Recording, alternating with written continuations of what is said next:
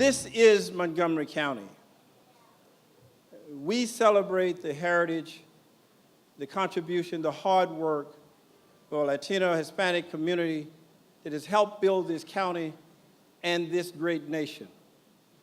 And we do so with pride, with respect, and with dignity.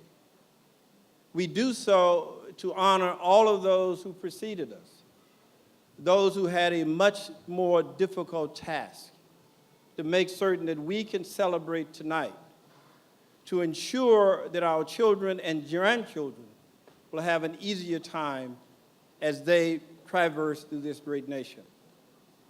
This is about Hispanic Heritage Month. But in Montgomery County, we celebrate it in a very, very significant and a diverse way.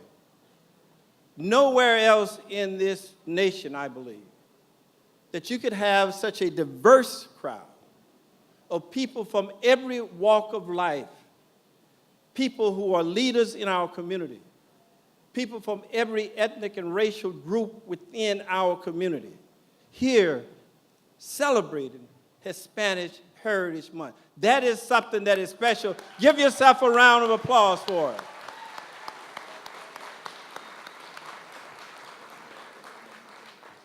One of the things that I said when I decided that we would push this event, that it would not be just a single event this year, but we are establishing a standard that this will be an event that we'll have for many, many years to come.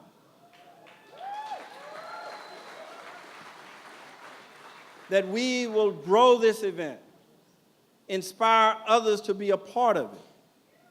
Just look around. You've had virtually every member of our county council here. We have our lieutenant governors here. We have members of the General Assembly. We have our U.S. Congressman, Chris Van Hollen, who was here earlier. We've had a variety of elected and public officials here to make this celebration possible.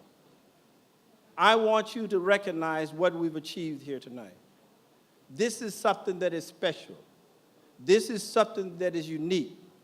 But my objective is that it would not be unique because we would do it every year. We'll celebrate the celebration of Hispanics every day, every month, every year throughout this great county.